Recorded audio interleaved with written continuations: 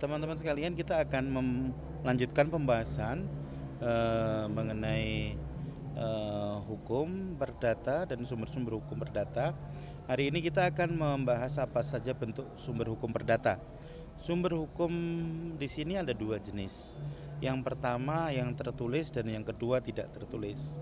Yang tertulis itu sendiri bisa berupa satu undang-undang, yang kedua putusan hakim, dan yang ketiga adalah traktat. Undang-undang itu apa? Undang-undang itu berarti seperangkat aturan yang dia disahkan oleh pemerintah. Di Indonesia karena sistemnya presidensial, dia disahkan oleh presiden dan DPR. Namanya undang-undang. Yang kedua adalah putusan hakim.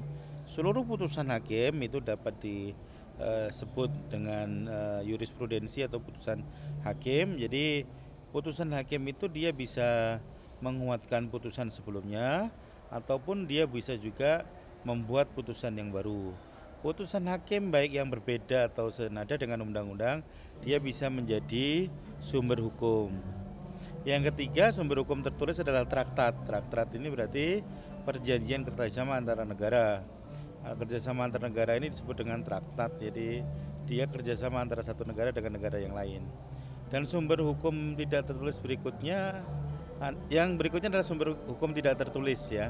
Ada bentuknya adat, tidak tertulis, kebiasaan, dan norma yang hidup di masyarakat. Contoh hukum adat itu apa?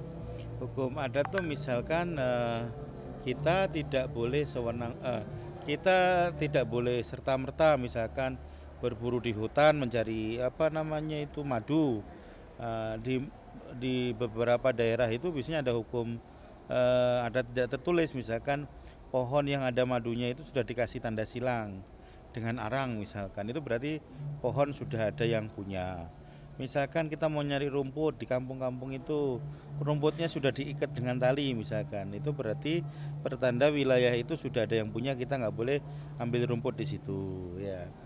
Nah ini kebiasaan atau adat tidak tertulis. Jadi itu masyarakat yang sudah punya adat istiadat seperti itu. Kebiasaan itu apa? Misalkan kebiasaan yang hidup di masyarakat, misalkan kalau kita transaksi beli 10 biji misalkan, ada welasan dapat tambahan satu misalkan. Ada welasan kodian misalkan, ketika kita beli 20 misalkan, kita dapat tambahan satu misalkan. Nah itu kebiasaan transaksi di masyarakat misalkan. Norma yang hidup di masyarakat, nah misalkan apa? Misalkan yang namanya kepala desa, dia dapat tanah bengkok atau tanah adat misalkan. Nah ini norma yang hidup di masyarakat. Kemudian kalau kita lihat bidang hukum perdata itu ada apa aja ya. Bidang hukum perdata itu ada dua, itu bidang hukum perdata formil dan yang kedua material. Formil itu apa? Kita mulai aja dari material. Material itu apa? Material adalah tempat atau asal muasal di mana hukum itu diambil. Jadi di mana hukum-hukum itu diatur ya. Misalkan Bergelijk Witbook, dari situ diatur mengenai dasar-dasar hukum perdata. Bagaimana hukum perdata itu dikerjakan, cara jual beli, sewa menyewa, bisa dilihat di Bergelijk Witbook itu. Terus ada WVK, hukum hukum niaga ya. Itu dijual beli di situ itu.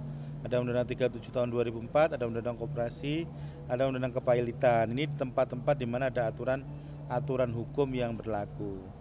Kemudian formil itu berarti bagaimana hukum material tadi dijalankan. Jadi ada HIR, ada RBG. Itu apa yang diatur di situ itu? Yang diatur misalkan di BW diatur orang yang menjual barang dia harus menerima pembayaran, sedangkan orang yang membeli barang dia harus memberikan harga misalkan gitu kan ya. Terus gimana kalau yang jual itu tidak melaksanakan kewajibannya, dia tidak membayar harga dengan lunas? Disitulah ada istilah wan prestasi.